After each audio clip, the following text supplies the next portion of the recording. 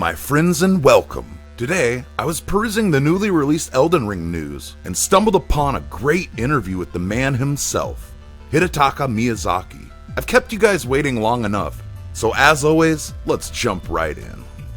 It's very difficult to summarize briefly what Elden Ring is, but to us, it represents a culmination of all of our know-how, all of our passion, across all of these games, to deliver a brand new dark fantasy IP, and we're extremely excited to finally reveal it. I think as far as some of its characteristics go, we really focused on bringing something with just an enormous sense of scale, and this broadness and openness to the lands between, the world that you'll explore.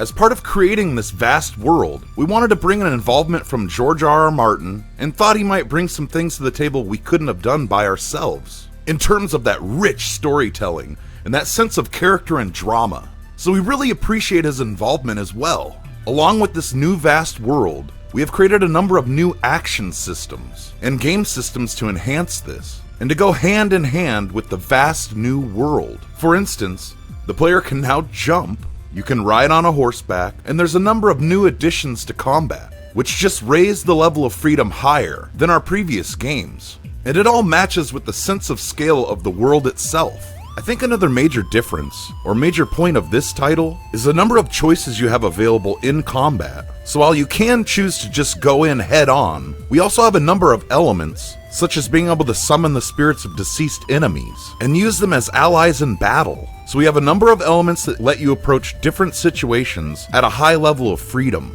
The Lands Between is actually a name that was invented by George Martin himself, when he was coming up with the impetus for this world and writing its history in deep mythos. So we wanted to implement that into the game. We hope that as well as taking away the idea of it being sort of an impetus and the starting place for the world, people feel that it's really like an invitation to this mysterious new land. There's a lot of elements of exile and return, and the Lands Between is supposed to invoke this feeling of something that's very mysterious. We hope that when players play the game, they're going to experience that.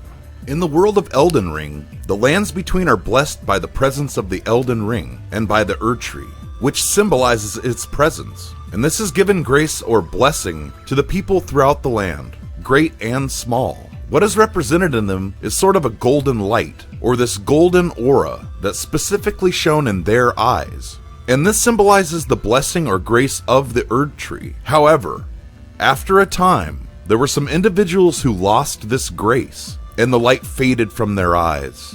And these are what are known as the Tarnished. So, the Tarnished, you could call them tarnished individuals who have lost grace. And this was a long time preceding the setting of the game, a long time before. The ancestors of the characters that are present in the world were banished and exiled from the Lands Between. Then a long time after that, the Elden Ring was shattered in a historical event. This triggers the return of this lost grace, and it calls out to the Tarnished, who were once exiled from the Lands Between, and it guides them back. So this is the starting point, or the impetus for the game itself. The Tarnished being called by the lost grace, and returning to the Lands Between.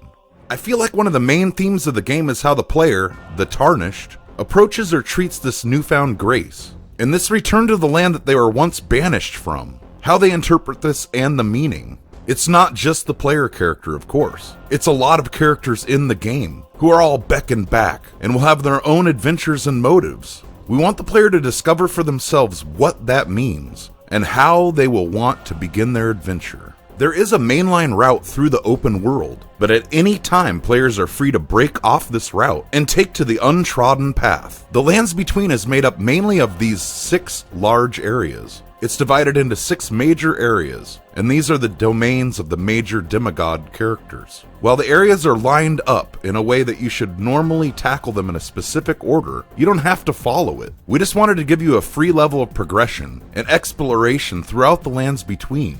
So there's a lot of different ways. You won't be able to access everything from the start, but there are a lot of different ways you can approach each area, and there's a lot of freedom as to which order you tackle different areas as well. One of our big themes for development of this new world was that, because of the grandeur and sense of scale of it, we didn't want players to get lost and not have any clue on what to do or where to go. So there's an element of guidance, particularly at the beginning. There's a mainline route that they can follow, but at any time they're free to break off this route and take to the untrodden path. We wanted to focus on a design that caters to a high level of freedom, that free order of progression throughout the world, which order you choose to tackle the different areas, the different bosses, and how you approach each of them as well. You may get sent to a couple areas against your will, but there's a lot of ways you can explore and approach these different situations.